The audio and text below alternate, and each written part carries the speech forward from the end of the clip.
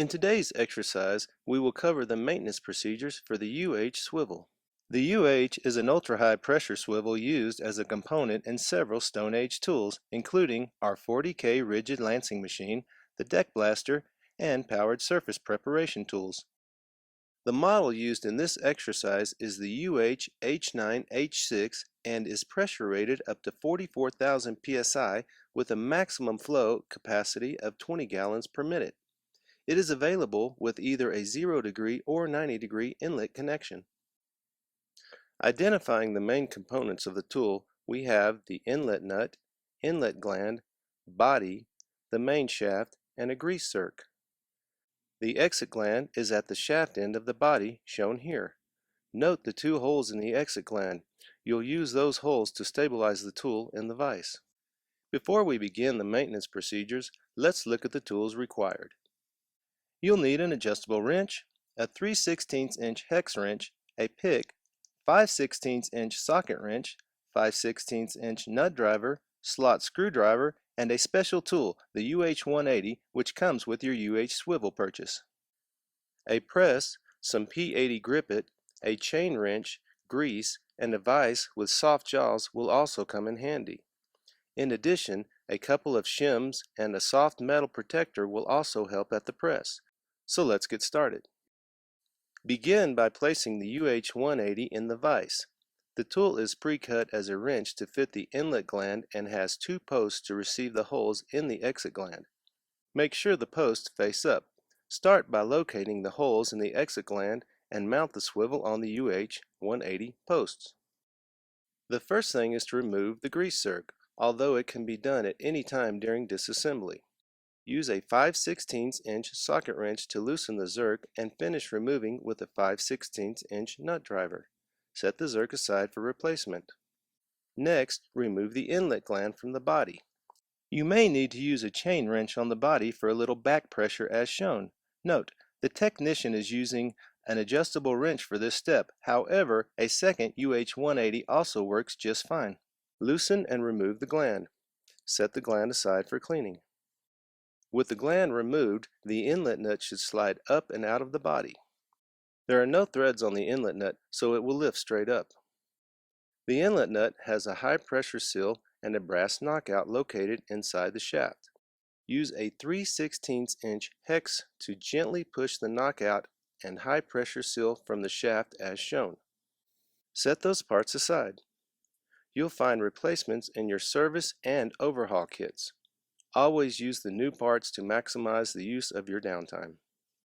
When the inlet nut is removed, you can lift the body off the UH-180 tool and push out the shaft assembly. You should be able to do this by hand, but you may need a little help at the press to coax it out. Remove the brass backup from the inlet end of the shaft. The brass backup has an O-ring and shaft seal that you will remove next. Now remove the UH-180 tool from the vise and gently secure the brass backup in the vise. Do not over-tighten. We recommend soft jaws in the vise for this step, as this can damage the brass backup. Using a pick, remove the standard O-ring from the groove. Next, use a slot screwdriver to remove the shaft seal. Set the O-ring and seal aside. You'll find replacements in your service and overhaul kits. Place the UH-180 tool back in the vise as shown, with the holes in the exit gland resting on the posts. Using a chain wrench, gently loosen the body from the exit gland. We recommend using a shop rag as shown to make certain the chain wrench does not damage the body. When the body is loose, you can finish unscrewing it by hand. Set the body aside. The exit gland will be left in the vise. Use a pick to remove the O-ring at the base of the threads and a slot screwdriver to pry out the shaft seal.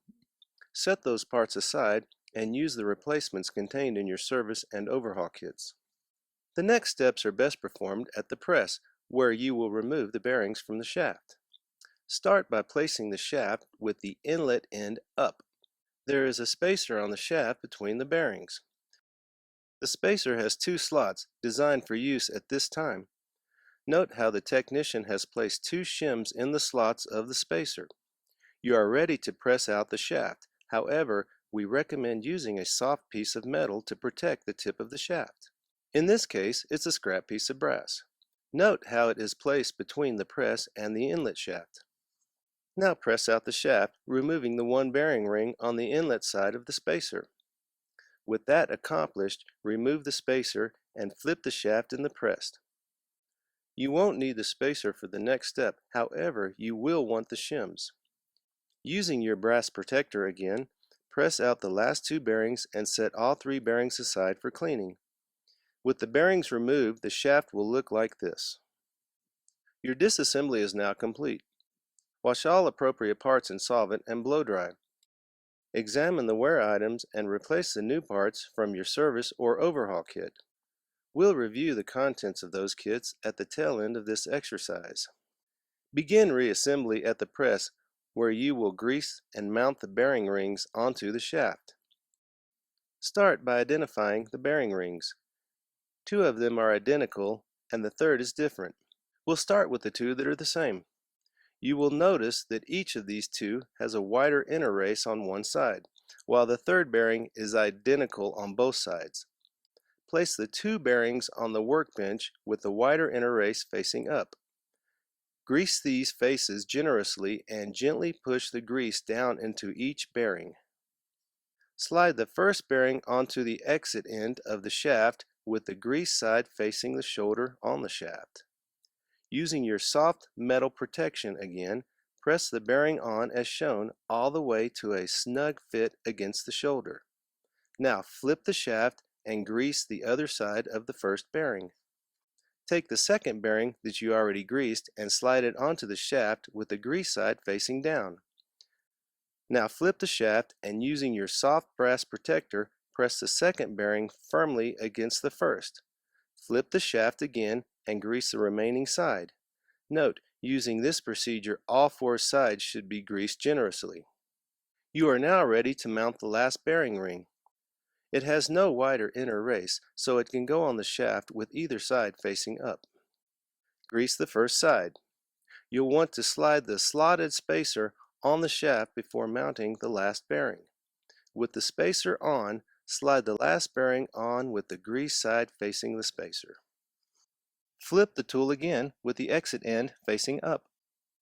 Using your soft brass protection again, press the last bearing ring on. Now flip the shaft one last time and grease the remaining bearing face as shown. All six sides of the three bearings should have grease. When properly mounted, the shaft assembly should look like this. And note, the spacer will have some play when the bearings are properly mounted. Set the shaft assembly aside. Still at the press, we'll prep the exit gland for reassembly. Start by placing a new O-ring from your service or overhaul kit at the base of the threads. Next, press in the shaft seal. We recommend using a lubricant like P80 Grip-It when installing all shaft seals. Brush a little P80 Grip-It on the seal and press into place with the lip side facing down. Using a makeshift spacer a little smaller than the diameter of the shaft seal will help with this step. Repeat the procedures with the brass backup, this time installing the new O-ring in the groove as shown and the shaft seal in the same end as the O-ring. Note, in this instance, the technician is using a 3/4 inch nipple as a spacer to press the seal into place. We're through at the press, so let's head back to the vise. Start by placing the UH-180 tool back in the vise with the posts facing up. Locate the holes in the exit gland and match them with the posts on the tool. Brush blue goop anti-seize on the threads and generously grease the shaft seal. Before screwing on the body, note there are threads on both ends. Important: position the body so the empty zerk hole is closest to the exit gland as shown. The tool will not operate properly if positioned the other way. Hand tight is all you need here. However, make sure it reaches the O-ring at the base of the exit gland threads. Next, slide the shaft assembly into the body with the exit end facing down. As you slide the assembly in, adjust the spacer's position laterally so it is flush with the bearing sets. The assembly should slide in easily by hand. However, you may need a little nudge at the press to get it through the body. Next, grease the shaft seal in the brass backup and place it on the inlet shaft, with the seal end facing down. Prep the inlet nut by replacing the brass knockout and high pressure seal inside. Flip the inlet nut so these parts go in from the bottom as shown. The brass knockout goes in first with the concave side facing up. Grease the knockout generously, followed by the blue high pressure seal also greased. The seal should be replaced with the O-ring end going in first facing the brass knockout. Now replace the inlet nut back in the body, followed by the inlet gland. Be sure to brush blue goop anti-seize on the threads of the gland before screwing it in. Use an adjustable wrench or another UH-180 tool if available to tighten. Tightening the inlet gland will tighten the entire tool. Replace the grease zerk with a 5/16 inch socket wrench. Brush anti-seize on the threads of the shaft. Your reassembly is now complete. Before we wrap things up, let's look at the maintenance support available from StoneAge. This is the UH600 service kit, consisting of written instructions, grease, anti-seize, a brass knockout, and high pressure seal. The UH610 overhaul kit contains more items when it's time for a major rebuild. You'll find written instructions, bearing rings, anti-seize, high pressure seal, a grease zerk, brass knockout, O-rings, shaft seals, and grease. That's it. As always, our staff of technical specialists are on hand if you have any questions or issues. Thanks for your attention and keep on blasting.